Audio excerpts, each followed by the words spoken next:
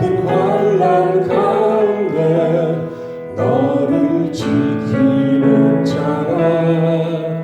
두려워하지 말라. 내가 널 도와주리니. 놀라지 말라. 내 손 잡아주리라. 내가 너를 지명하여 불렀나니 너는 내 것이라. 내 것이라. 너의 하나님이라. 내가 너를 보배롭고 존귀하게 여기노라. 너를 사랑하는 내 여호와라.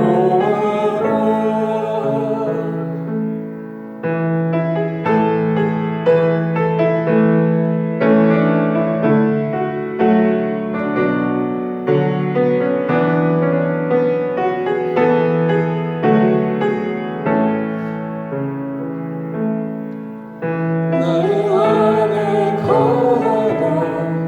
나는 내 하나님이니. 모든 환난 가운데 너를 지키는 자라. 두려워하지 말라. 내가 널 도와주리니. 놀라지 말라. 내 손 잡아주리라. 내가 너를 지명하여 불렀나니 너는 내 것이라. 내 것이라. 너의 하나님이라. 내가 너를 보배롭고 존귀하게 여기노라. 너를 사랑하는 내 여호와라. 내가 너를 지명하여 불렀나니 너는 내 것이라. 내 것이라. 너의 하나님이라. 내가 너를 보배롭고 존귀하게 여기노라. 너를 사랑하는 내 여호와라. 너를 사랑하는 내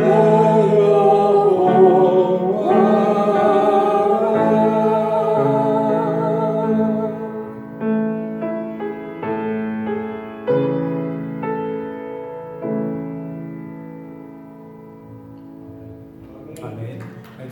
계속해서 저희들에게 주신 하나님의 말씀은 출애굽기서 4장 12절로부터 20절까지의 말씀입니다.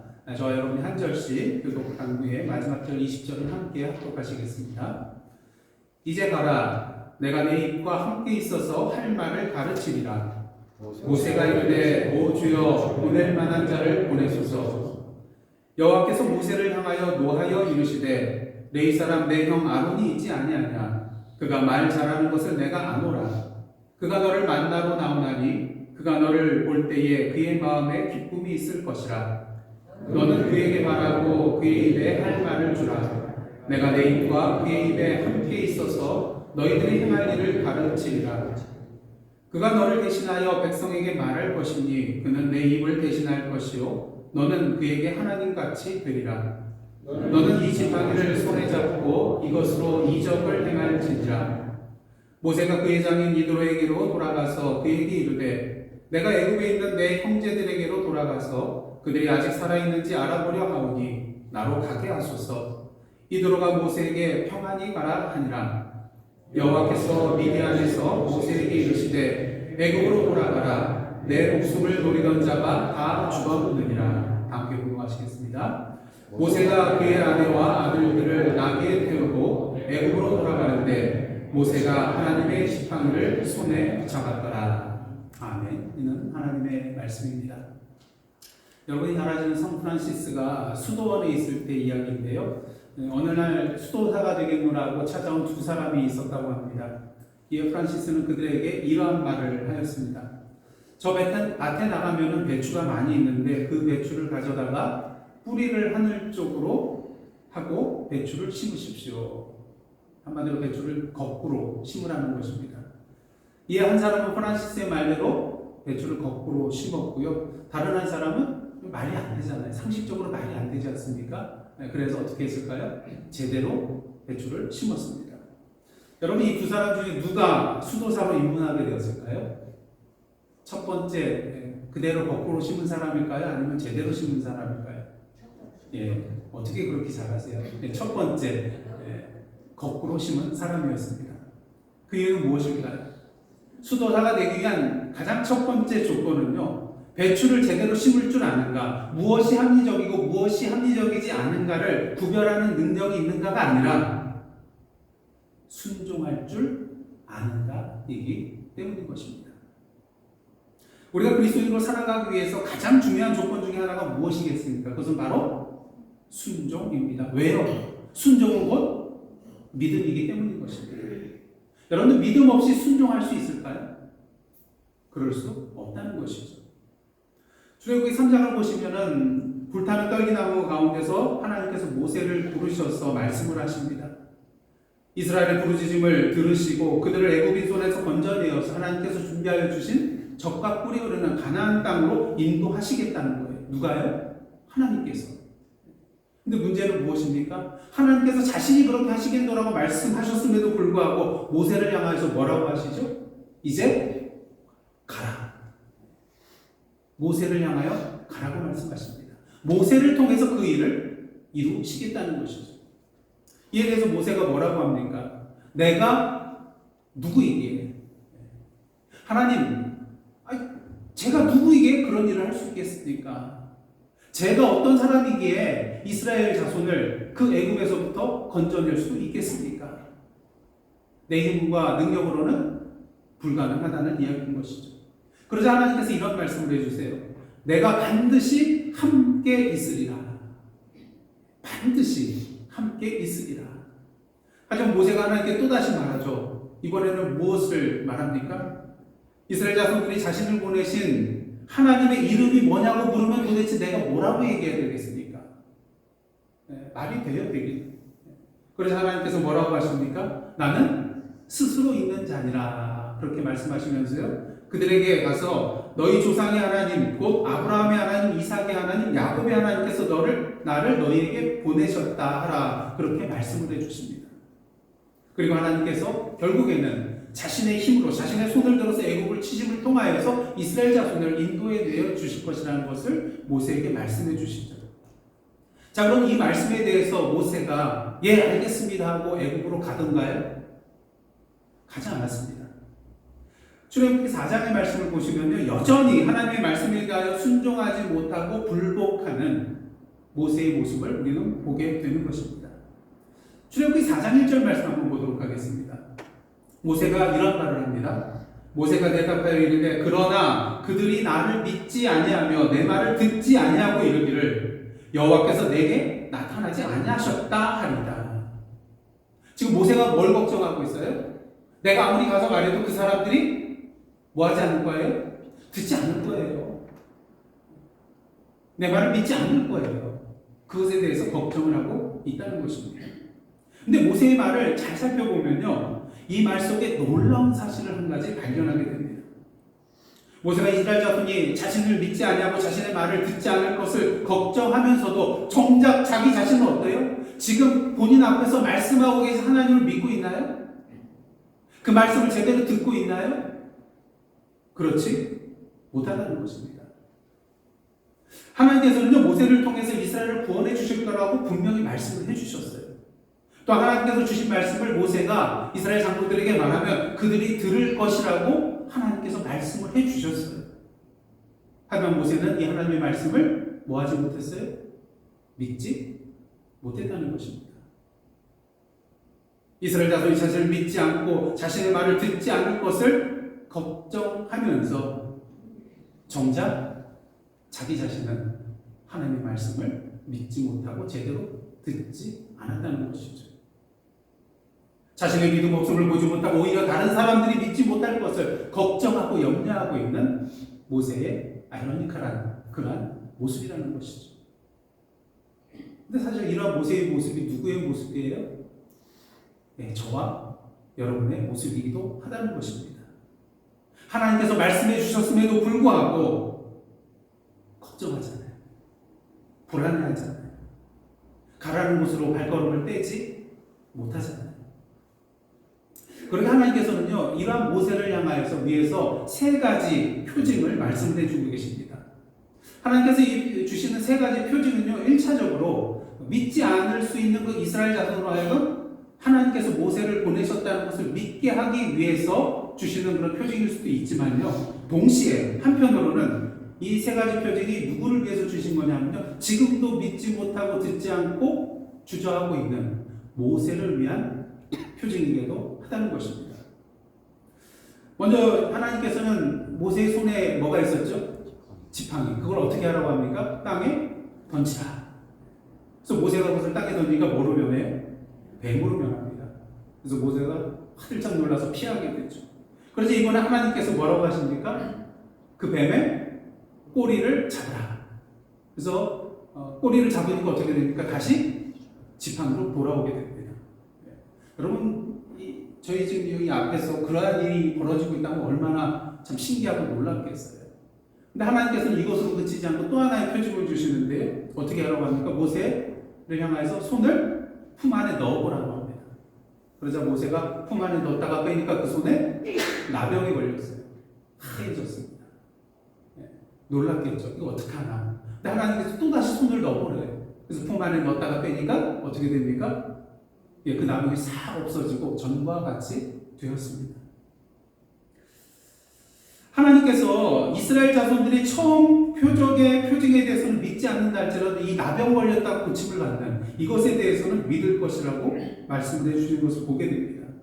그리고 하나님께서 말씀하시지는 않았지만 이 두 가지 표징은 이스라엘 자손으로 하여금 모세를 믿게 하게끔 하는 그런 목적도 있었지만 하나님의 말씀에 대하여 믿음으로 반응하지 못하고 있는 이 모세로 하여금 하나님의 말씀을 제대로 믿을 수 있도록 하기 위해서 주신 것이라고도 할 수가 있습니다. 조금 전에 이 지팡이를 땅에 던지니까 뭐로 변했어요? 뱀으로 변했어요. 그리고 모세의 손에 나병이 생기고 다시 또 온전하게 되는 것을 보게 됩니다. 근데 중요한 것은 이 기적들이, 이 두 가지의 기적이 언제 일어났냐는 거예요. 언제 일어났습니까? 모세가 하나님의 말씀대로 순종하였을 때 이 기적들이 일어나게 되었다는 것입니다. 땅에 던지라고 하신 말씀 그대로 지팡이를 땅에 던졌더니 뱀의 꼬리를 잡으라고 하셔서 그대로 뱀의 꼬리를 잡았더니 손을 품에 넣어보라고 해서 손을 품에 넣어보았더니 또 다시 재차 손을 품에 넣으라고 해서 다시 넣었다가 뺏어보니 이러한 모든 기적들이 일어나게 되었다는 것이죠. 모세가 하나님의 말씀대로 순종하였을 때 이 모든 일들이 일어나게 되었다는 것입니다. 그리고 이러한 순종은 하나님에 대한 모세의 뭐를 보여준다고 할 수 있을까요? 믿음을 보여준다고도 할 수 있을 것입니다. 이 모든 것이 믿음에서 나온 순종의 모습이었다는 것이죠. 여러분 한번 생각을 해주십시오. 조금 전에 보시면 뱀으로 변했을 때, 지팡이가 뱀으로 변했을 때 놀라서 피하였습니다. 근데 하나님께서 뱀의 꼬리를 잡으라고 하세요. 여러분, 뱀을 잡을 때는 어딜 잡아야 됩니까? 꼬리를 잡아야 되나요? 머리를 잡아야 되죠. 꼬리 잘못 잡았다가는 뱀에게 물릴 수가 있거든요. 그래서 보통 보면 그 목을 딱 잡고 머리를 잡고 먼저 제압을 하고 잡는 것을 우리가 보게 됩니다. 그런데 어떤가요? 지금 하나님께서는 모세에게 뱀의 꼬리를 잡으래요. 전혀 상식적이지가 않아요. 이것은 무엇을 말합니까? 하나님께서 우리에게 요구하시는 것은 이 땅의 상식이 아니라 하나님의 말씀에 대한 믿음의 순종이라는 것입니다. 제가 이 시간을 통해서 그래서 여러분 상식대로 살지 마십시오 이런 말씀을 드리는 게 아닙니다. 때로 하나님께서 우리의 상식을 뛰어넘는 벗어난 말씀을 하셔도 그것이 정말 하나님의 뜻이며 하나님의 말씀이라면 우리는 그것에 대해서 우리의 경험과 우리의 이치와 우리의 상식에 벗어난다 할지라도 그 말씀에 대하여 믿음으로 순종해야 한다는 것입니다. 왜요? 이사야서 55장의 말씀처럼 하나님의 길은 우리의 길보다 높고 하나님의 생각은 우리의 생각보다 높기 때문인 것입니다.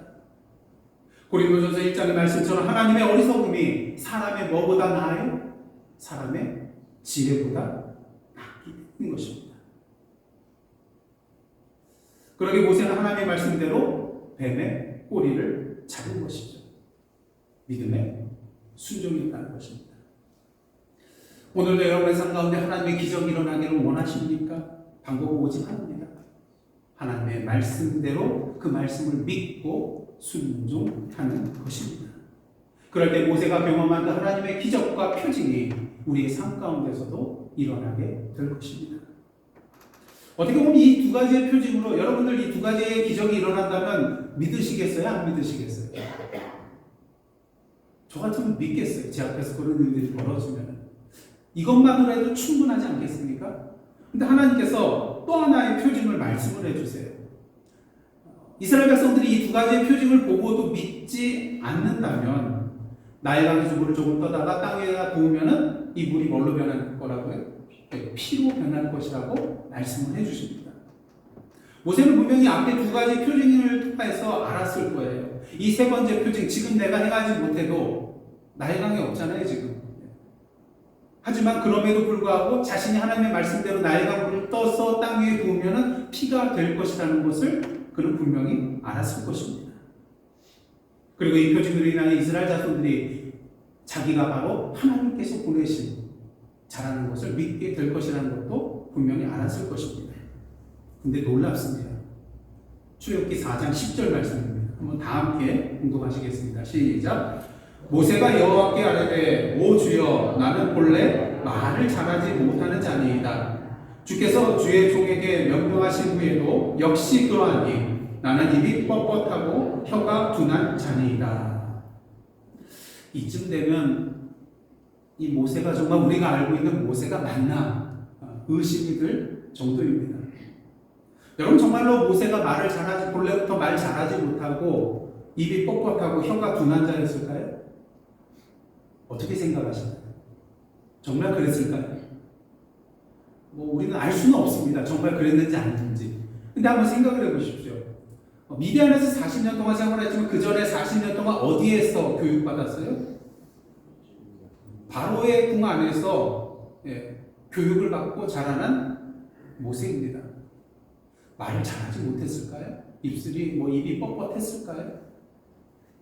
물론 그 이후에 40년 동안 미디안 강에서 뭐 했어요? 양 치는 자, 장인 이드로의 양을 치는 자로 살았죠. 그러다 보니까 옛날의 그 총명함과 또 말 잘하는 이런 것들이 점점 사라졌을 수도 있을 것입니다. 하지만 보시면요, 지금 모세가 하나님 앞에서 말을 잘합니까? 못합니까? 아무리 주석을 찾아봐도 이런 지적을 하는 사람은 없더라고요. 근데 제 생각에는 정말 혀가 어눌하고 입술이 뻣뻣한 자는 하나님 앞에서 어떻게 이렇게 말을 할 수가 있겠어요? 너무 잘하잖아요.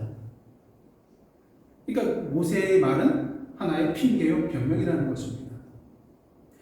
100번 양보해서 모세가 정말로 입술이 어눌하고 혀가 뻣뻣하고 말 못하는 그런 자를 할지라도 우리가 분명히 알아야 될 것이 무엇입니까? 하나님께서 우리 사람을 택하여 쓰실 때에는 세상에서 하듯이 모든 것을 다 갖춘 사람을 택하는 것은 아니라는 것입니다. 전에도 말씀드렸죠. 고린도전서 1장 27절 28절 한번 다 함께 보겠습니다. 다 함께 읽겠습니다. 시작. 그러나 하나님께서 세상에 미련한 것들을 택하사 지혜 있는 자들을 부끄럽게 하려 하시고 세상에 약한 것들을 택하사 강한 것들을 부끄럽게 하려 하시며 하나님께서 세상에 천한 것들과 멸시받는 것들과 없는 것들을 택하사 있는 것들을 폐하려 하시나니. 우리는 분명히 알아야 됩니다. 하나님께서 우리를 선택하여 주시고 불러주시고 세워주시고 보내시는 기준은 우리의 능력이 있는 게 아니라는 거예요. 왜요? 능력은 누구에게 있는 거예요? 우리 하나님께 있는 것이기 때문인 것입니다. 그리고 그 하나님은 당신의 능력을 우리에게 주실 수 있는 분이기 때문인 것입니다. 그러게 하나님께서 불러주시고 보내주시고자 할 때 우리의 오직 할 일 한 가지는 무엇입니까? 그 말씀대로 믿고 순종하는 것이라는 것이죠.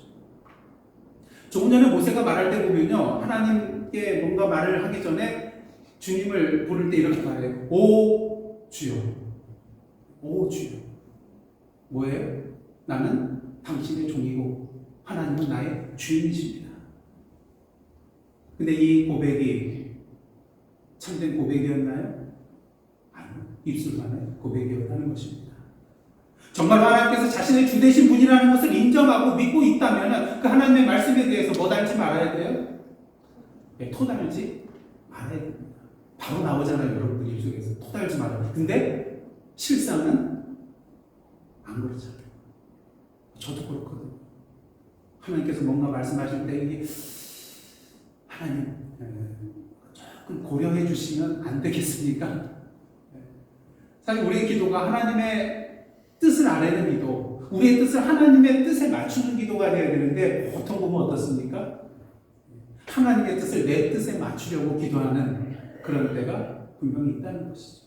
하지만 그 기도는 참된 기도가 아니라는 것입니다. 주님께 대한 기도가 아니라는 거예요. 왜? 그러한 기도는 내가 주인이 되는 거잖아요.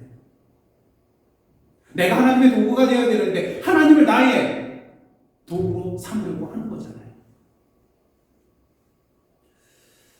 만약 여러분이 하나님이라면 이렇게 믿으라고 표징까지 보여주셨는데 나는 본래 말을 잘하지 못합니다. 하나님. 입이 뻣뻣하고 혀가 둔합니다. 이렇게 변명하는 모세에 대해서 어떻게 하시겠습니까? 요놈 봐라. 3-4번도 아니에요. 지금 벌써 몇 번째인 줄 아세요? 4번째예요. 애들도 하나, 둘 하면은 알아서 해요.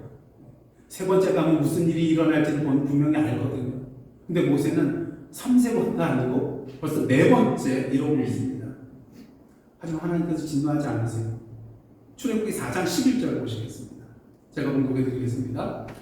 여호와께서 그에게 이르시되 누가 사람의 입을 지었느냐? 누가 말 못하는 자나 못 듣는 자나 눈 밝은 자나 맹인이 되게 하였느냐? 나 여호와가 아니냐? 하나님의 이 말씀은요 무엇을 의미합니까? 한마디로 모세야 모세야 제발 너 자신이 누구인지에 초점을 맞추지 말고 너를 부르고 너를 애굽으로 보내고자 하는 나 여호와가 누구인지 봐라. 너에게 초점을 두지 말고 나에게 초점을 두라는 거예요. 모세는 계속해서 뭘 핑계 삼습니까? 자신의 능력 없음, 무능함에 대해서 핑계를 삼고 있어요. 하지만 오늘도 하나님 앞에서 우리가 포커스를 맞춰야 될 곳은 어디입니까?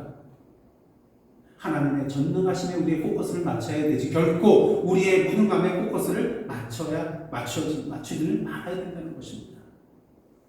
세상적으로 볼 때 아무런 쓸데없는 자처럼 내가 여겨진다 할지라도 우리는 그러한 삶 가운데 능력으로 임하시고 능력으로 역사하시는 분이 바로 우리 하나님이시라는 그런 사실을 믿고 그 말씀에 대해서 순종의 길로 나가는다는 것이죠. 그렇게 하나님께서 이어서 말씀하세요. 12절입니다. 또다시 말씀하세요. 이제 가라. 지긋지긋하다 그거 이제 그만하고 나를 바라보고 나를 믿고 이제 가라는 거예요. 그러면서 말씀해 주십니다. 내가 내 입과 함께 있어서 뭘 가르쳐 주신다고요? 할 말을 가르치리라. 여러분 이쯤 되면 하나님께서 모세에게 다 해주시겠다는 거예요. 할 말까지 넣어주겠다는 거잖아요. 이제 모세는 뭐만 하면 돼요? 그냥 몸만 가면 돼요. 다 해주신다고 그랬잖아요. 만약 여러분이 모세라면 하나님 앞에서 할 말이 있겠습니까? 이제 더 이상 뭔가 할 건덕지가 없을 것 같아요. 이제 당연히 하나님의 말씀에 뭐 해야 할 차례인가요? 순종해야 할 차례인 것입니다. 하지만 여러분의 기대를 벗어나지 않고 모세가 또 하나님께 한마디 합니다. 13절 보십시오. 다음 주 읽겠습니다. 모세가 이르되 오 주여 보낼 만한 자를 보내소서. 갈 때까지 다 갔어요. 드디어 모세의 뭐가 드러나요? 본심이 드러나고 있습니다. 그동안 했던 말은 다 뭐예요? 핑계거리였다는 것이죠.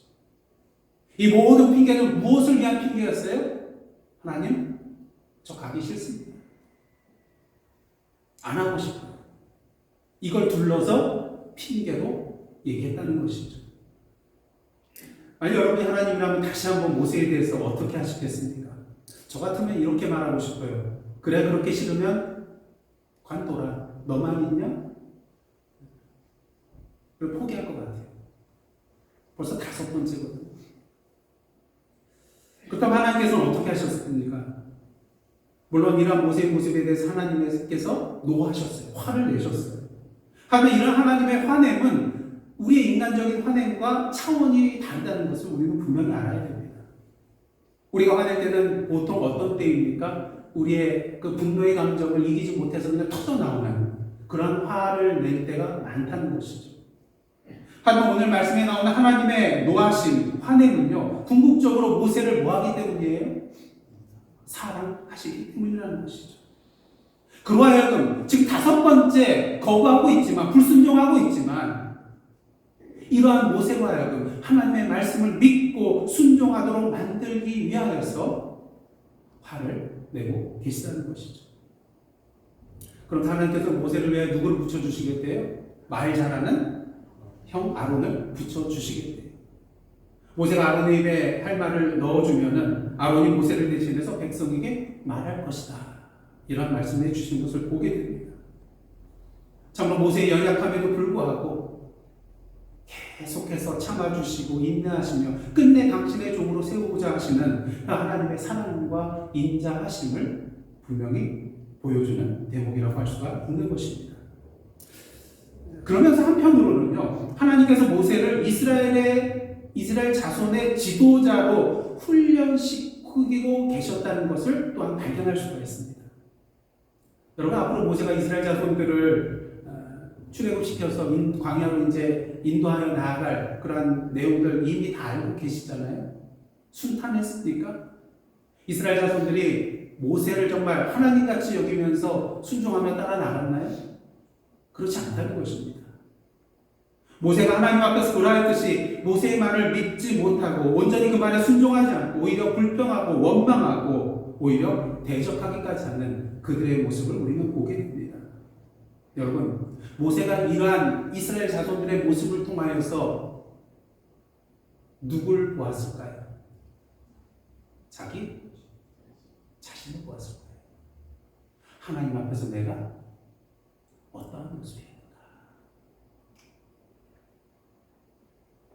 그러게 모세는 이러한 자신을 사랑하여 주셔서 포기하지 않고 계속 참아주시고 인내하시며 결국 당신의 종으로 세워주신, 그리고 자신과 함께 동행하여 주신 그 하나님을 생각하면서 이스라엘 자손들에 대해서 똑같은 그런 마음을 가지고 행하며 나아갔을 것입니다. 오늘 우리 삶 가운데 우리 곁에 있는 형제 자매들을 보실 때 화가 날 때가 있을 것입니다. 그럴 때마다 하나님을 생각해 보십시오. 3-4번이 아니라 모세처럼 5번이 아니라 수십 번, 수백 번, 수천 번까지도 우리를 참아주시고 기다려주시고 지금 이 자리에 서게 해주신 그 여호와 하나님을 생각하면요, 그렇게 화낼 일도 아닐 것을 발견하게 될 것입니다. 그러니 옆에 있는 여러분들 결코 포기하지 마십시오. 하나님께서 나에게 베풀어 주신 그만큼 참아주고 인내하고 기다려주고 그리고 세워줄 수 있는 저와 여러분의 모습이 되기를 원합니다. 이제 하나님께서 모세에게 말씀하십니다. 17절 말씀입니다. 다 함께 읽겠습니다. 시작. 너는 이 지팡이를 손에 잡고 이것으로 이적을 행할지니라. 여기서 지팡이는 누구의 지팡이예요? 모세가 평소에 양칠 때 들고 다니던 그 지팡이예요. 근데 이 지팡이를 손에 잡고 그것으로 이적을 행하라고 말씀하고 계십니다. 이는 무엇을 말하고 있는 것일까요? 이제 그 지팡이는 지금까지 모세가 양을 칠 때 들고 다녔던 그 이전의 지팡이가 아니라는 거예요. 왜요? 전에는 이 지팡이로 행할 수 없는 것들을 이제는 행할 수가 있게 되었거든요. 여기서 우리가 한 가지 알아야 될 것은 그렇다고 이 지팡이가 모세가 원하는 것을 다 이루어주는 요술 지팡이 또는 한국으로 말하면 도깨비 방망이 같은 것은 결코 아니라는 것입니다. 그 지팡이 어떻습니까? 앞서서 모세가 하나님의 말씀대로 이 지팡이를 땅에 던지니까 뭐가 됐어요? 뱀으로 변했습니다. 하나님의 말씀대로 꼬리를 잡으니까 다시 지팡이로 변했어요. 이 지팡이는 어떤 지팡이냐? 하나님의 말씀대로 순종하며 행할 때만이 뭔가 놀라운 일을 일으킬 수 있는 그러한 지팡이라는 것입니다. 그런 면에서 하나님께서 모세를 향하여서 지팡이를 잡으라고 말씀하신 것은요, 이제는 믿음으로 나아가는 것이에요. 이제는 순종의 길로 나아가는 것입니다. 그때 하나님께서 함께 하시고 능력으로 역사하실 것이기 때문인 것이죠. 믿음과 순종으로 그 지팡이를 잡는다는 것은 곧 하나님께서 그 지팡이를 붙잡아 주실 것이라는 것과 같은 의미이기 때문인 것입니다. 여러분, 누가 연장을 탓하나요? 예? 실력 있는 사람이 연장 탓하는 거 보셨습니까? 아니, 없어요. 실력 없고 서툰 사람이 오히려 연장 탓을 합니다. 우리의 손에 지금 들려있는 것으로는 뭔가 하는 데 있어서 한계가 있어요. 왜? 연장 탓이 아니라 그 연장을 들고 있는 그것을 사용하는 내가 서툴고 불완전하기 때문인 것입니다. 내가 실력이 없기 때문인 것입니다. 하지만 그것을 하나님께서 붙들고 계시다고 한번 생각을 해보십시오. 상상을 초월한 그런 모든 일들이 이것을 통하여 일어나게 될 것입니다. 그러게 모세가 어떻게 합니까? 드디어 결단을 합니다. 사전 오기도 아니에요. 5번 거부한 끝에 하나님의 은혜로 말미암아 결단을 합니다. 그래서 자기 이들에게 가서 애굽으로 갔다 오겠다고 허락을 받아내고요. 그리고 아내와 아들들을 나귀에 태우고 애굽으로 가게 되는 것을 보게 됩니다. 근데 중요한 것은 무엇이냐? 20절 말씀 한번 보도록 하겠습니다. 다 함께 읽겠습니다. 시작. 모세가 그의 아내와 아들들을 나귀에 태우고 애굽으로 돌아가는데 큰 소리를 듣겠습니다. 모세가 하나님의 지팡이를 손에 잡았더라. 할렐루야. 모세가 뭘 잡았다고요? 그냥 지팡이가 아니에요. 과거의 지팡이가 아니에요. 하나님의 지팡이를 손에 잡았더라.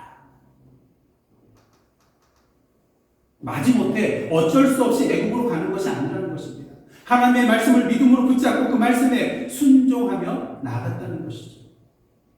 그러게 그 지팡이는 오랫동안 사용하였던 그 이전부터 가지고 있었던 모세의 과거의 지팡이가 아니라 이제는 누구의 지팡이가 됐어요? 하나님의 지팡이가 되었다는 것입니다. 중요한 사실은 이는 단순히 하나님께서 모세의 지팡이의 능력으로 역사하실 것만을 의미하는 것이 아니라는 것입니다. 모세가 하나님의 이 지팡이를 손에 굳게 붙잡았다는 것은 궁극적으로 모세 자신이 하나님께 쓰임받는 하나님의 지팡이가 되었다는 의미이기 때문인 것이죠. 모세가 하나님의 말씀에 대하여 믿음으로 순종하며 지팡이를 붙잡고 애굽을 향하여 나아갔다는 것은 궁극적으로 모세 자신이 하나님께 쓰임받는 하나님의 지팡이가 되었다는 의미라는 것입니다. 인간적으로 생각할 때, 세상적으로 봤을 때 우리 부족합니다. 연약합니다. 흔들리는 존재입니다. 내세울 것 없습니다. 하지만 걱정하지 마시기를 원합니다. 뒤로 내빼지를 마시기를 원합니다. 위축되지 마시기를 원합니다. 우리가 전에는 어떠한 상태에 있었든지 우리가 일단 하나님의 손에 들려서 사용이 되는 순간에는 우리가 누구의 지팡이가 되는 거예요? 하나님의 지팡이가 되는 것이기 때문인 것입니다. 그냥 지팡이가 아니에요. 하나님의 능력의 지팡이가 된다는 것입니다. 그러기 위해서 오늘도 하나님의 말씀대로 믿고 순종하며 하나님이 말씀하시는 지팡이를 손에 붙잡고 오늘의 애굽 땅으로 나아가시는 저와 여러분의 삶 그리고 예상한 성교교회가 되기를 주님의 이름으로 축복합니다. 하나님의 지팡이를 손에 붙잡으십시오. 그 순간 저와 여러분의 삶은 하나님의 손에 들린 하나님의 능력의 지팡이가 될 것입니다. 기도하시겠습니다. 하나님, 오늘도 하나님의 말씀에 대하여 믿음으로 순종하며 나아가는 하나님의 지팡이를 손에 잡는 자 되게 하여 주옵소서. 그래야 오늘도 능력의 하나님의 손에 들려 쓰임받는 하나님의 지팡이가 되는 삶을 살게 하옵소서. 예수님의 이름으로 기도드리옵나이다. 아멘.